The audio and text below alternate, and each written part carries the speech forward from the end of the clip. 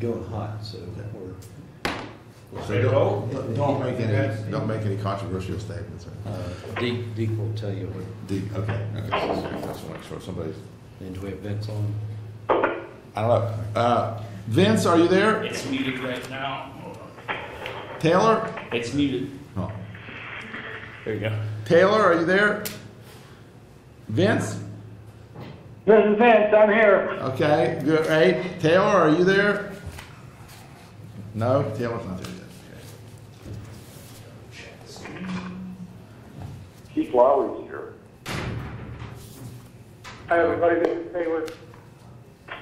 Taylor, are you there? Thought I heard him, yes. This is Keith Lowry. I'm here. Keith Lowry. Okay. Thank you.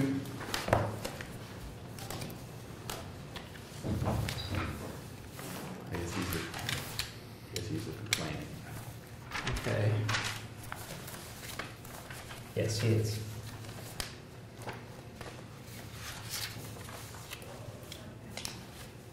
Now, I don't have my glasses with me, so if I act really stupid, it's really just that I'm blind. Okay. So we get you a pair. If you want, you have just some cheap reading glasses that might help. The stronger, the better.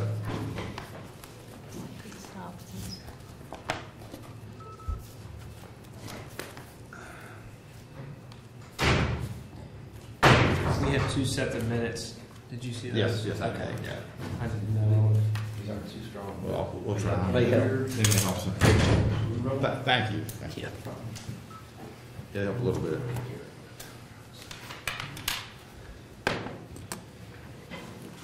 Taylor, are you there? I am. Okay. Vince, are you there? Yes. Okay. My watch shows 4 o'clock. So the first matter is to establish a quorum. The Secretary Warner's here. I'm here, and both of you are here. So all 4 current members are present. So we have established a quorum.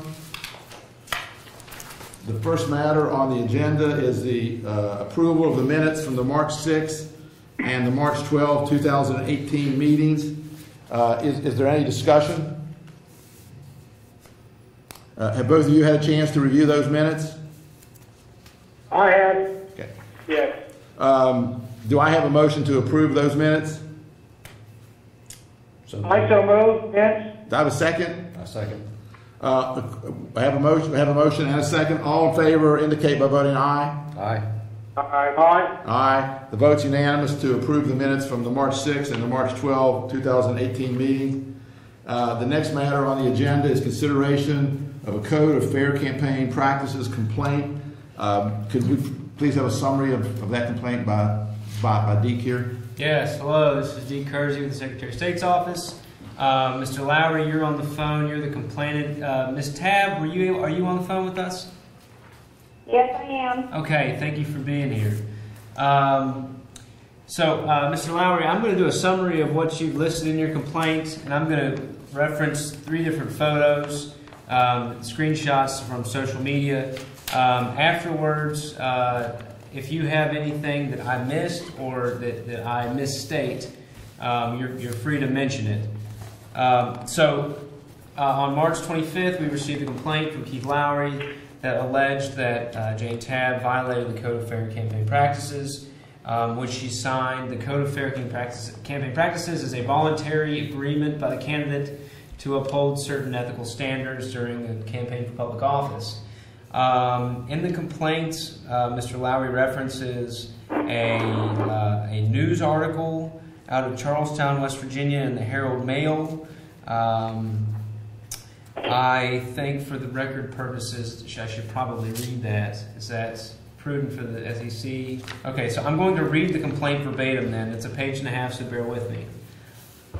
To whom it may concern, after receiving multiple complaints for other candidates, the Jefferson County Republican Executive Committee voted 9-0 with 1 abstention to request an investigation into several potential violations of the Code of Fair Campaign Practices by one candidate, Jane Tabb. Ms. Tabb is opposed by 1 Executive Committee member who abstained from voting. Ms. Tabb was present when the discussion and vote occurred. Attached, please find a copy of the code signed on January 8, 2018 by Ms. Tabb, a county commissioner and Republican candidate for re-election. Pausing the reading here. Attached to the SEC's agenda was the signed form that Ms. Tabb submitted when she filed for office, and it is dated 1/8/18, signed by Ms. Tabb. Ms. Tabb, you disputed all that you signed the Code of Fair Campaign Practices? No, I signed it. Okay. All right, back to the complaint. On the same date, she, Ms. Tabb, is quoted in a local newspaper, the Herald Mail, as follows. Republican Jane Tabb said 3-2 votes by the three newest Republican members of the Jefferson County, West Virginia Commission have made me more determined to secure another term to be a voice of rational, thoughtful discussion and decision-making. Later in the same article, Tabb said she will urge the commissioners to, quote, study issues before voting on them and do what's best for everyone. The more they try to beat me down, the more I'm going to fight. Quote, as a lifelong Republican, I consider myself a moderate, she said. I view local decisions through the prism of local impacts on citizens, short and long term. End quote. On January 13th, a local Democrat activist stated in a Facebook post that Democrats should switch their party affiliation for the primaries to independent to support the Republican candidate, Ms. Tabb, because, quote, we do not need another hate-mongering commissioner in office, end quote. Instead of handling the comment as required by the Code of Fair Campaign Practices that she signed on January 8th, Ms. Tabb liked the comment and posted a comment thanking the writer for her support. This is in violation of bullet points 2, 3, 4, 5, and 7 of the Code. Ms. Tabb has shared the Facebook post and added appeals for Democrats to switch and vote for her. In the March 6th edition of the weekly newspaper, Spirit of Jefferson, a news story written by the publisher says a lifelong Republican, Tabb has largely broken off relations with segments of the Republican Party in Jefferson County, which has moved far to the right on some issues and has been influenced by the National Tea Party movement with the anti-tax agenda. Quote, Tabb will face Kearneysville resident Jack Heffestay in the May 8th Republican primary. Heffestay has been endorsed by the Commission's three newest members, who have all been affiliated with the county GOP Tea Party movement and are, like Heffestay, backed by the West Virginia Liberty Political Action Committee, a far-right Republican organization that hammers both Democrats and Republicans who don't agree with its anti-tax, anti-Common Core, pro-gun rights message, end quote. Instead of pointing out the Spirit's erroneous association of the Republican Party with the Tea Party and Liberty PAC, Ms. Tabb is quoted later in her article in a paragraph stating that she maintains that she's staying in the Republican Party to send a message saying, quote, in my opinion, I'm bringing people closer to the Republican Party. I've had people tell me they switched parties to support me, end quote. While appealing to independent voters for support is reasonable and perhaps even necessary, asking Democrats to switch to independent to support a Republican candidate in a primary is potentially damaging to other Republican candidates and the Republican Party. We believe that all this activity may be unethical and contrary to the State Election Commission's Code of Fair Campaign Practices. It seems to us that it undermines the integrity of our primary election process. If you concur that an investigation should be conducted, we will be happy to provide any additional documents supporting our concerns. Sincerely, and signed, Keith A. Lowry. Attached to your packets is a Facebook post that was kind of difficult to read, so I sent 2 more blown up posts today in an email, and we have physical copies here present today. Taylor and Vince, did you receive those 2 easier to read photos today? Yes, thank you. Okay. This is Taylor. I received 2 additional photos, and they look to be, are they different than the original ones? Yeah, they are. These were found on social media later by our investigative analyst. The original post was from Liz Cook, who is, it appears to be a non-party in this, but in her post it says, in order to save Jefferson County from the Liberty PAC, we must do the right thing and support Jane Tabb for County Commissioner.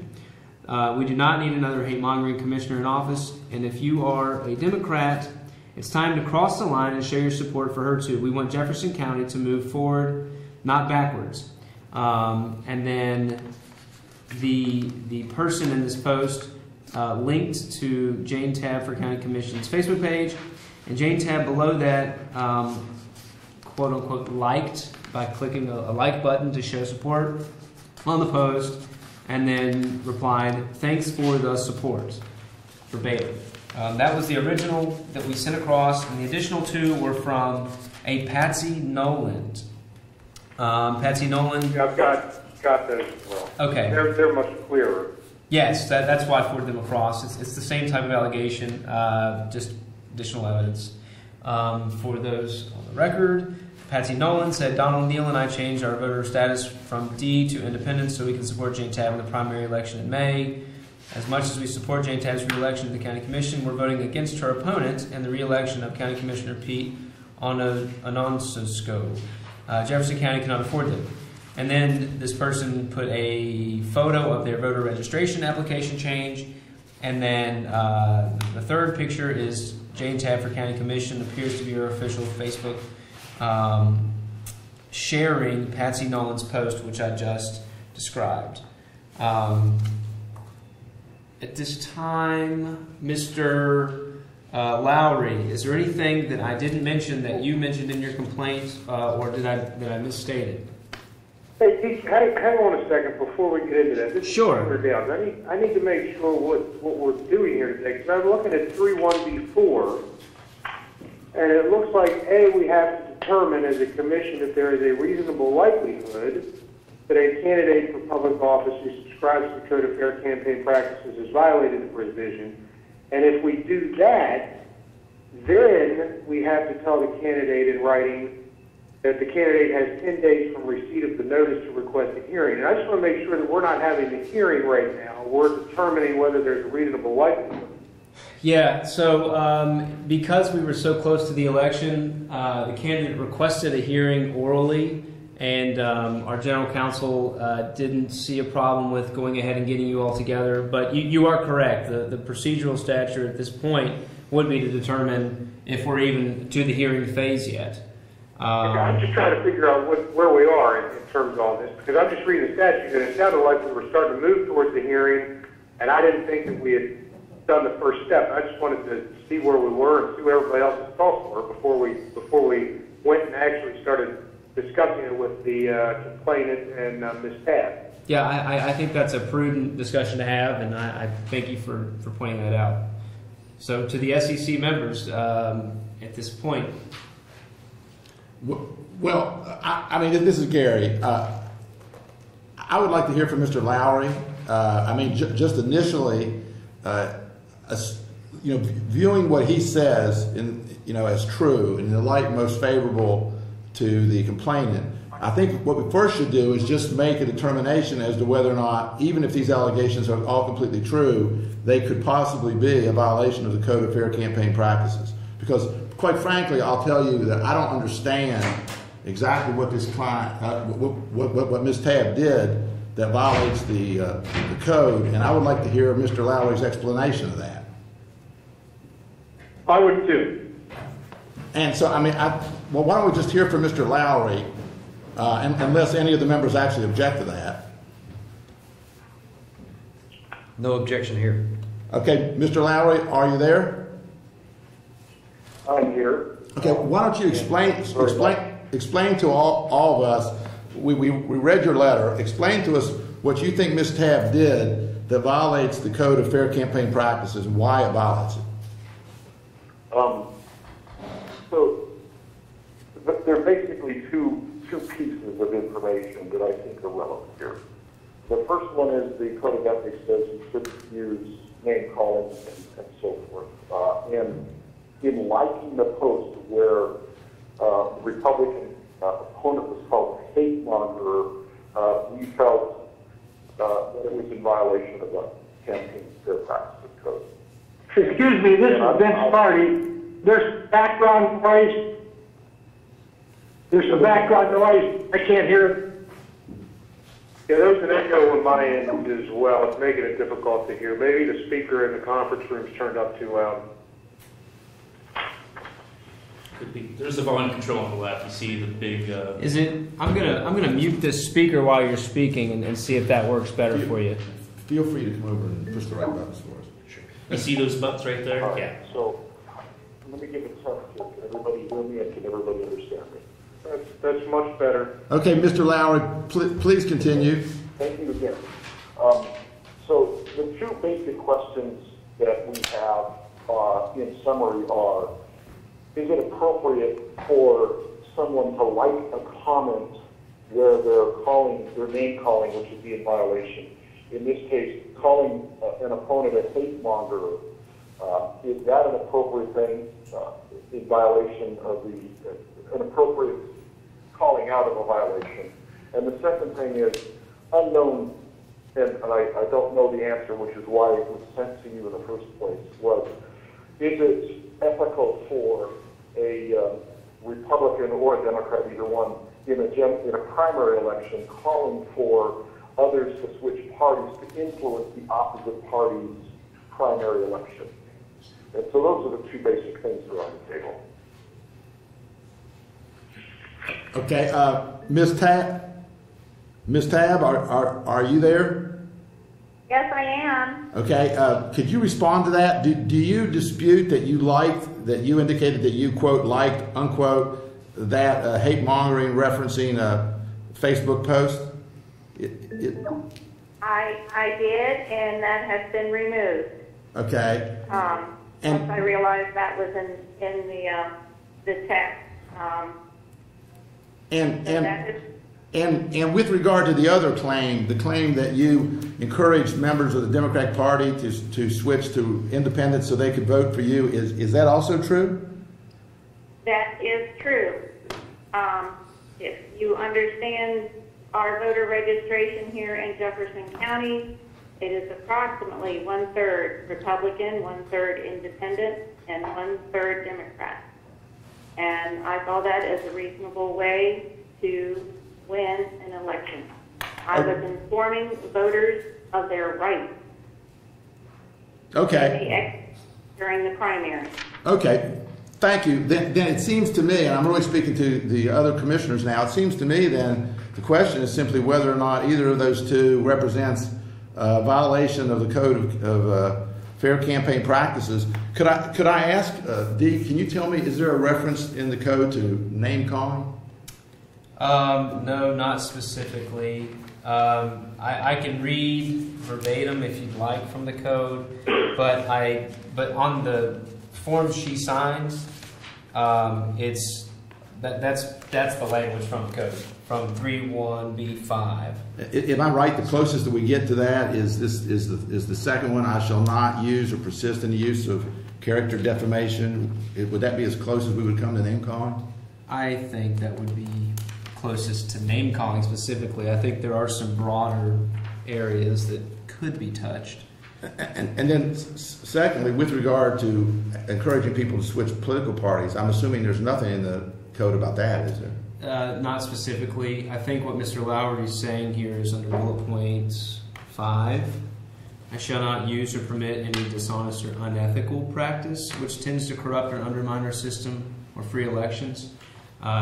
It's his interpretation of that by liking something that has language like hate mongering or switch from D to R or R to D or D to I or from any part of any other party for a political advantage, he's asking, is this unethical to the State Election Commission? Well, I mean, this is Taylor. I guess my first question is, we're not the Ethics Commission. I don't think that there's somebody, I'm looking for a little clarification. I mean, are we in a position to even be able to make a determination as to whether something is ethical or not?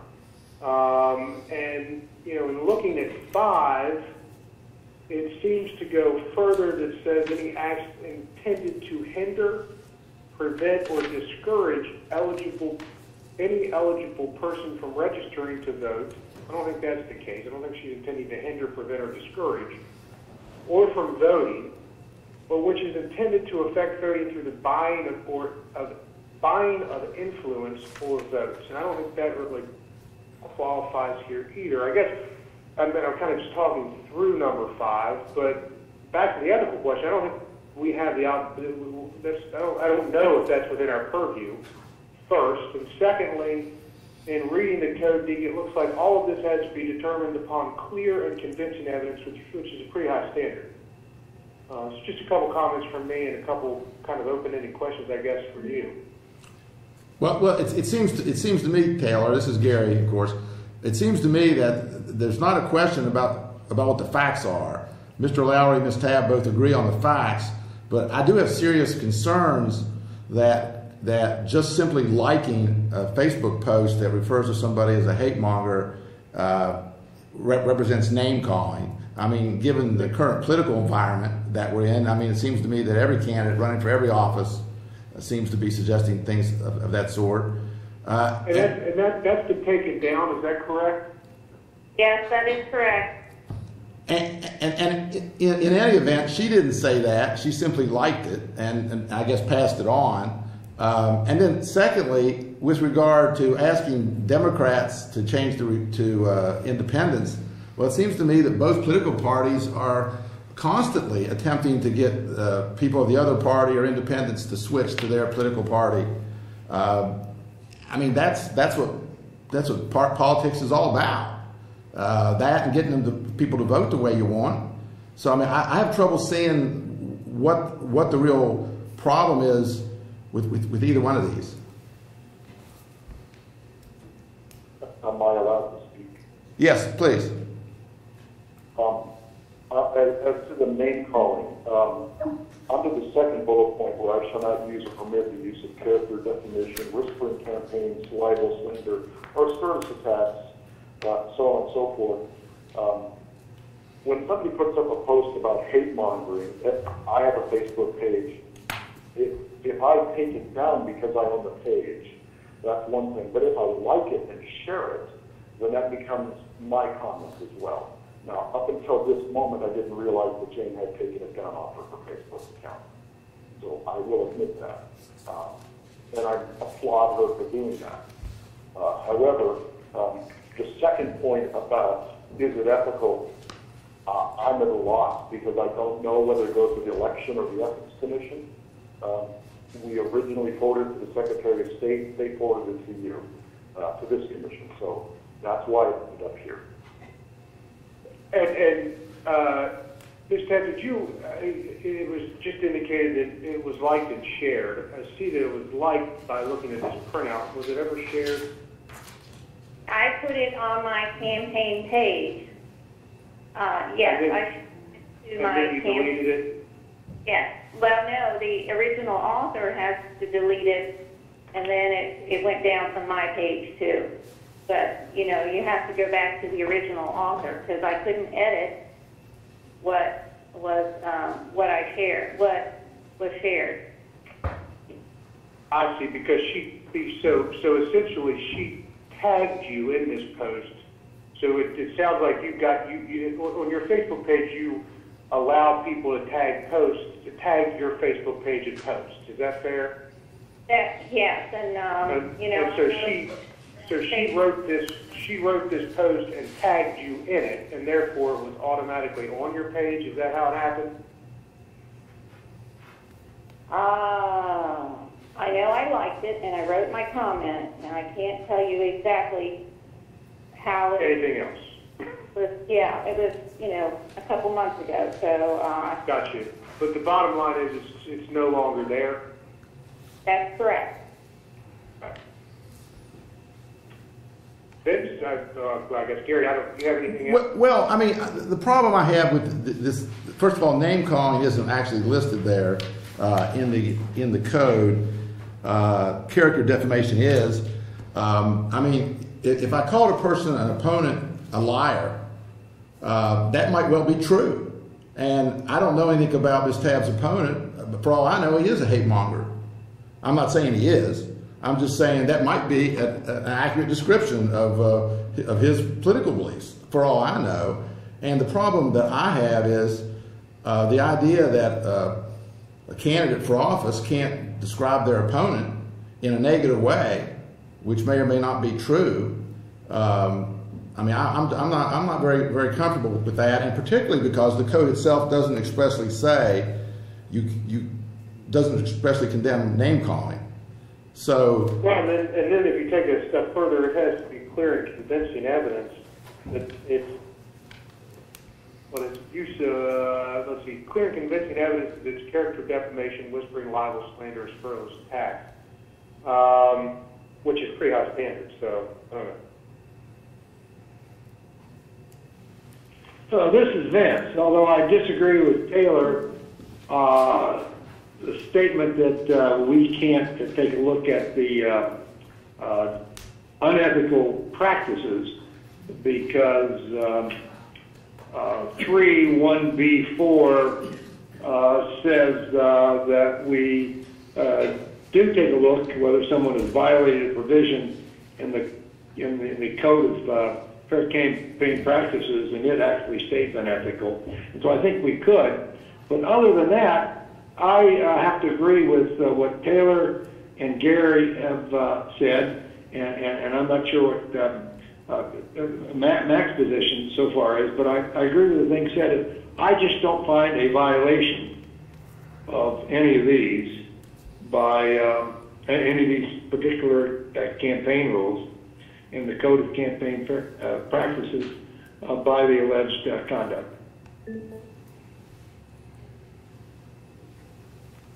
Secretary Warner, do you have anything to say?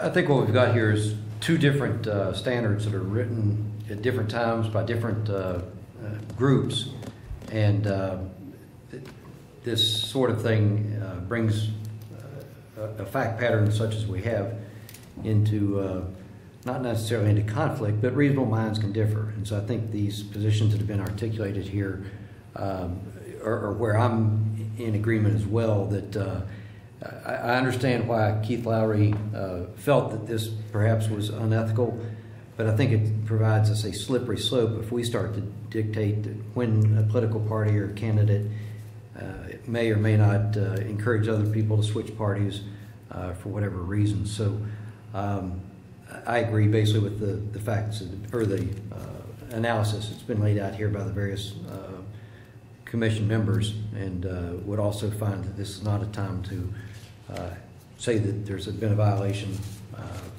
above or by clear and convincing evidence. So that's where I come down. Mr. Lowry, is there anything else that you'd like to say? Not at this point, gentlemen. I'm in mid-tab. I really appreciate your time. My basis for doing this was because of receiving multiple complaints from candidates about the results, and I turn to you for guidance, and so I respect whatever guidance you give today.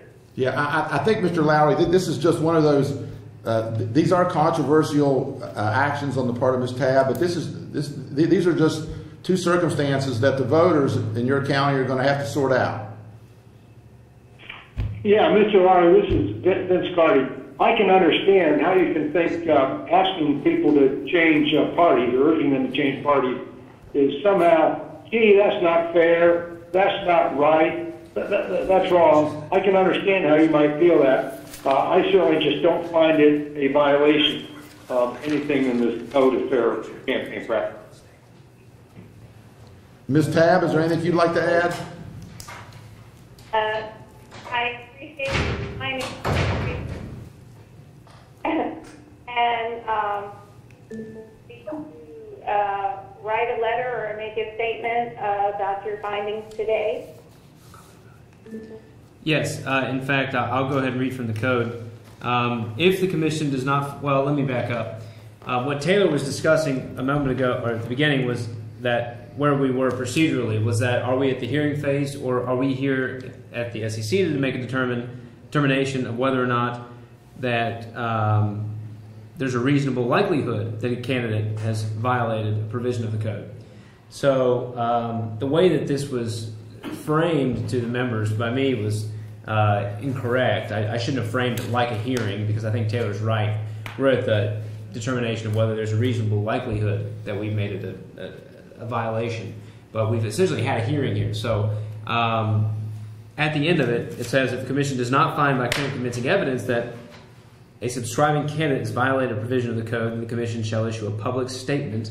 If the candidate has not violated the code, such statement shall be issued on the same day of the hearing. if the members are so moved, we could make a determination that there may be a reasonable likelihood, and that this was the hearing because it was requested by the candidate, and that we could issue a public statement. If you want to read the code in that manner, that way we could have something in writing for Ms. Tabb to have. Or we could just issue a public statement noting our findings, or your findings, excuse me. Thoughts? What do you think, Taylor and Vince?